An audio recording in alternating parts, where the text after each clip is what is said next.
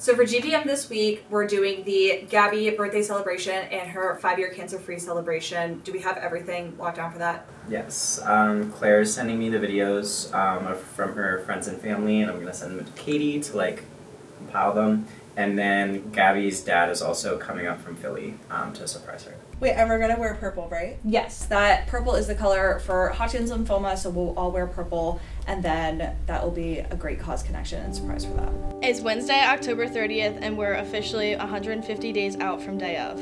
And we are planning a surprise GBM for one of our staff members, Gabby, who is officially 5 years cancer-free from Hodgkin's lymphoma, and we are going to celebrate her by bringing some of her friends and family in to surprise her.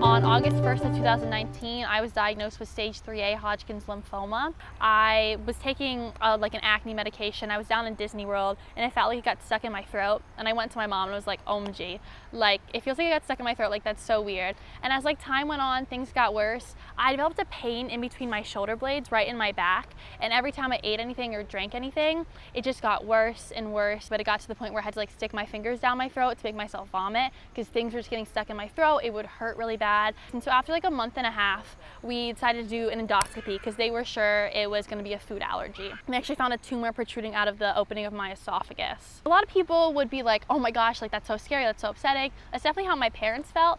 But for me, I was like, yeah, I could have told you I had a tumor in my throat. It just felt so good to finally have some reassurance of how I was feeling and I wasn't crazy. When I was 16 in May of my sophomore year of high school, I was diagnosed with B-cell acute lymphoblastic leukemia. My whole treatment from start to finish was at the Children's Hospital of Pittsburgh.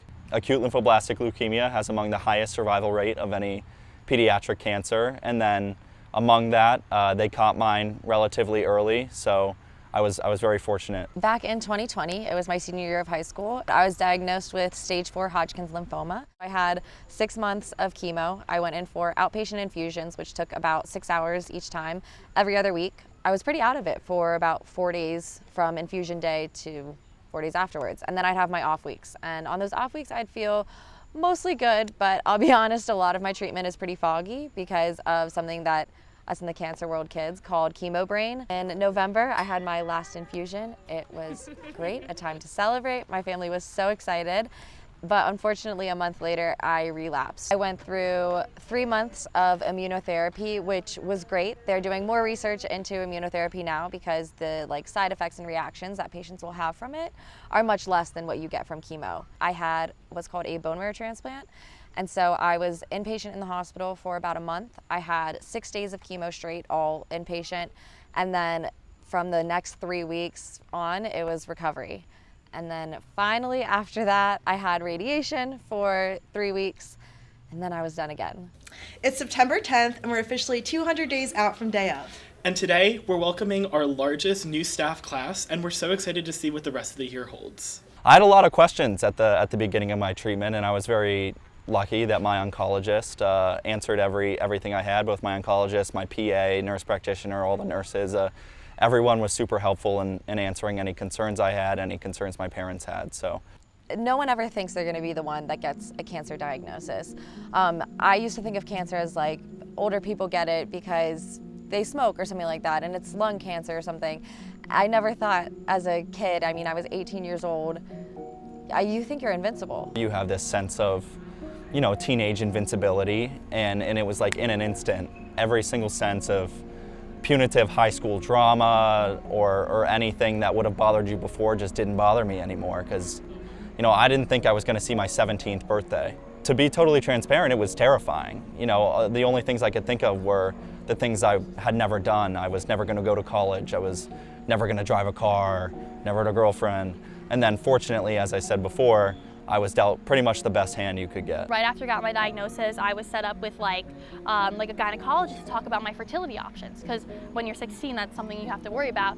So now you're being told you have cancer, you're gonna have to go through chemotherapy, you're gonna lose your hair, you need to think about the rest of your life right here this week.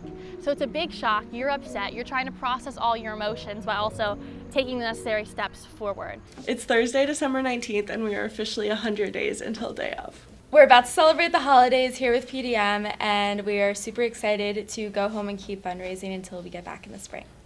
I think losing your hair is very devastating for anybody who gets a cancer diagnosis, don't get me wrong. However, I do think it's a little different for girls. Every time you look in the mirror, whether your hair's long, short, blue, red, it's there and it's a part of you. I kept turning over and like my pillow was just covered with hair. Even after my very first infusion, I remember sobbing in the shower because I could feel it just falling and running down my back. Your scalp feels tingly and it's sore a lot, and I couldn't take it anymore. I took like a shower in the hospital, and when I got out of the shower, my mom brushed my hair, and like, you know, those like portable like plastic dishes that like are like the puke dishes, completely filled with my hair. And I looked at my mom and I said, I can't do this anymore.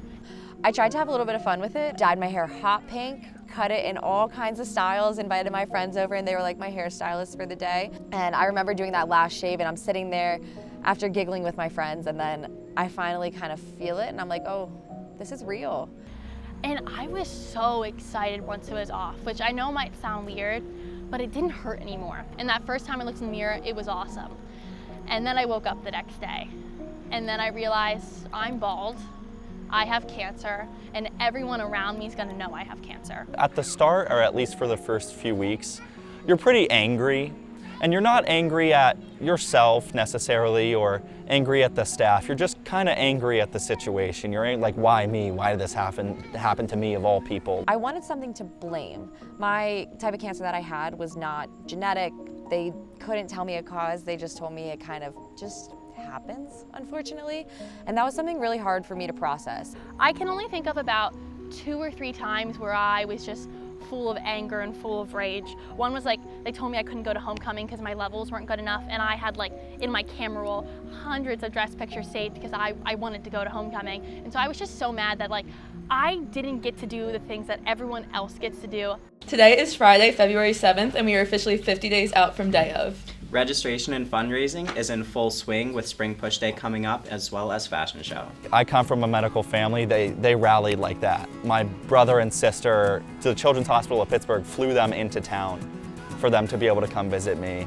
Like, I had friends from high school dropping off food, neighbors dropping off food, flowers, like good wishes, texts all the time. I was incredibly lucky to have such an outstanding support system that I don't think I would be the person I am today or would have been able to go through it as easy as I did without it. My mom would stay at night, my dad would come over in the day. I was lucky enough to always have support in the hospital. My really close friends were wonderful. They made like those t-shirt fundraisers, like I have my own merch, bracelets. I was also a competitive cheerleader my entire life, and so my cheer gym was really great, and all the cheer friends I've met from different gyms were really there and really supportive as well. My neighborhood back at home in Alexandria, Virginia is like very close. They never once wavered, stood by my side the whole time, celebrated with me when I was done, had a little welcome home party when I came back from the hospital, which was awesome. So everyone was awesome, especially my parents. If you think about hematology and oncology, it's kind of like those are the sickest of the sick kids. And you get these people who, by choice, are coming to work every day, putting smiles on their faces despite what's going on in their personal lives, working with families who are going through arguably the toughest period of their entire lives and trying to make their time better. It is among the most selfless things I have ever seen. And I truly have nothing but admiration and respect for that staff. The staff at Children's was not only integral to helping my family get through it, but they were also a huge inspiration for me to want to go into medicine in the first place. I became very close with my nurses, which is actually why I went into nursing school.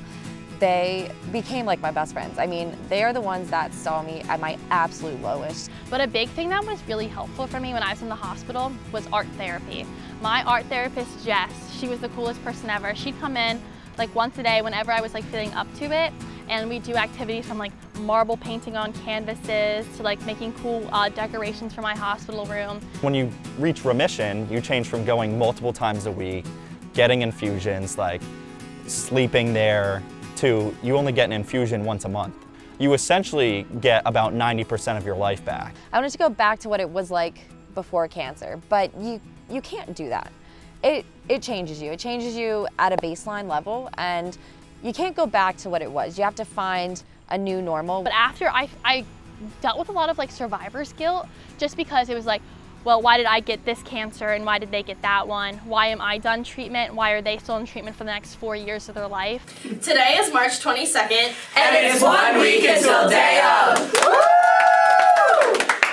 The money that PDM raises goes to a plethora of things. It goes to research, it goes to like arts and crafts, but really the thing that PDM does is it increases essentially the quality of life of the kids that are there. Drawing, video games, arts and crafts, bingo, whatever it may be that can help them forget that they're at the hospital for a moment, that's the kind of thing that PDM does. What's really cool about PDM is the events you put on throughout the year. So like fashion show, talent show, and day of, you actually get to make the connection with the kids who are going through treatment, going through anything similar, why they're at Children's. So I think it's really important that they have those spaces that, yes, they might be classified as a sick kid, they're a kid that goes to Children's, but when they come to our events, they just get to be kids. They get to have a space where they feel safe and they feel seen, and they're more than just their illnesses that could affect them. So PDM was actually the first club I joined, and I didn't realize there was any other cancer kids in there until one day, one of our general body meetings, Sam stood up in front of the entire organization and he told his story, and I was just like, oh my God, like I'm not alone. It's really, really nice having your cancer friends, and I say my cancer community, because they're the ones that get it. I could say like, I am exhausted today, I had treatment 2 days ago, and they'd be like, oh my God, I understand. PDM, I have a couple good memories. Every single day of is fantastic. I was very fortunate that my senior year I was the host of the entire event, so that whole year of the fashion show, the carnival, day of, being able to host that, be the voice and face of PDM was fantastic. And they asked me to talk about my story at day of, and I was like, oh my gosh, like, do you think people like would care? Like, I was thinking like, what if I do a really bad job? What if I talk really fast? What if like no one comes to listen? But being able to stand up in front of like how many people were up there, it felt like a million to me. I know it wasn't that many, but it just felt like, this is my story, this is all the things I've been through, this is why I care about my cause, and this is why you should too. Day of for PDM last year was amazing. It was so much fun. I was exhausted and sweaty and so ready for bed, but I had so much fun standing and dancing and singing and playing games, but being able to be a part of PDM and raise money that goes towards it, I think is very, very special, because you have a deeper connection with the kids and families that are there. You have, I don't want to say more of a why, but just a different kind of why than a lot of people in that program. Before my diagnosis, it was almost autopilot. I was just kind of doing things, going about my day, always thinking 2, 3, 5 steps ahead, where now I try at least, and I think I'm a little bit better at it, about living in today. I spent both my 17th and 18th birthday in the hospital, and I just have a pure, unadulterated appreciation for just being alive. Because for me, everything, as I said, after my 17th birthday is just bonus. You don't get it until you get it. You don't get it until you're in those shoes, and you don't want anyone to ever be in those shoes. So having organizations like Pit Dance Marathon, where you raise money for Children's Hospital so that people never have to be in those shoes, it's really like takes a weight off your chest.